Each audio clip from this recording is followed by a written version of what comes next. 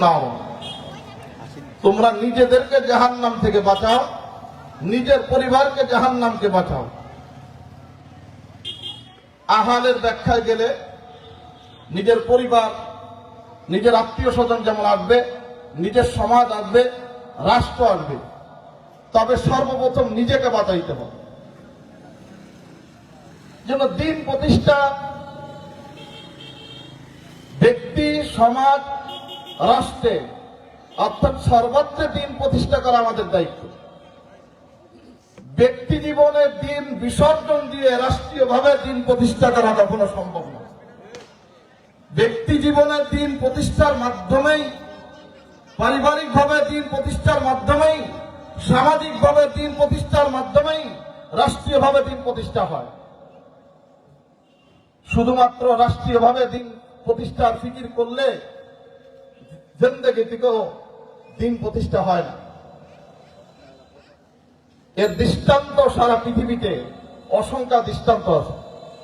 সংক্ষিপ্ত সময়ে দৃষ্টান্ত দেওয়া সম্ভব নয়। তবে আল্লাহর এই জমিনে রাষ্ট্রীয়ভাবে যারা দিন প্রতিষ্ঠা করতে চায়, আমরা বিভিন্ন দলে বিভক্ত।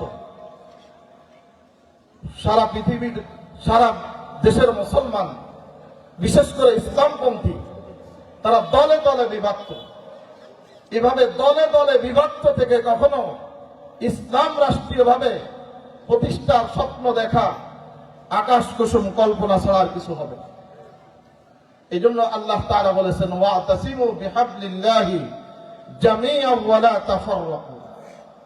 তোমরা আল্লাহর রজ্জুকে, আল্লাহর কোরআনকে, আল্লাহর হাবিবের সুন্নাতকে মজবুত ভাবে ধরো, একত্রিত হয়ে সংঘবদ্ধভাবে, ওয়া লা তাফাররাকু, বিচ্ছিন্ন হয়ো না। এই জন্য পীর সাহেব চরমুনায় হুজুরের ভিতরে যথার্থ উদারতা দেখেছি। এই যে গতকালকেরও ইফতার মাহফিল দেখলাম, সব দলের নেতৃবৃন্দদেরকে নিয়ে ইফতার মাহফিলের আয়োজন করেছেন। এই উদারতা সব দল, ইসলামী দলের নেতৃবৃন্দের ভিতর প্রয়োজন। যারা আল্লাহর জমিনে, এই বাংলার জমিনে যারা ইসলাম প্রতিষ্ঠা করতে চায়, সবাইকে ঐক্যবদ্ধ হতে হবে। এই সুবর্ণ সুযোগ আজকে যদি আমাদের হাতছাড়া হয়ে যায়, আমার মনে হয় এই সুযোগ আর এই জমিনে আসবে বলে মনে হয় না। এই সুযোগের সদ্ব্যবহার আমাদেরকে করতে হবে।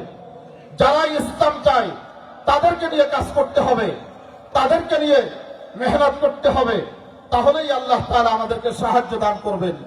আল্লাহ তাআলা এই কথাই বলেছেন, ওয়ালা তাহিনু ওয়ালা তাহজানু ওয়া আনতুমুল আ'লাউনা ইন কুনতুম মুমিনিন। তোমরা ভেঙে পড়ো না, দুর্বল হয়ো না, তোমরাই বিজয়ী হবে। ইন কুনতুম মুমিনিন, যদি তোমরা প্রকৃত মুমিন হয়ে থাকো। আল্লাহ তাআলা আমাদেরকে প্রকৃত মুমিন হয়ে আল্লাহর জমিনে আল্লাহর দ্বীন বাস্তবায়নের তৌফিক দান করে। সকলে বলি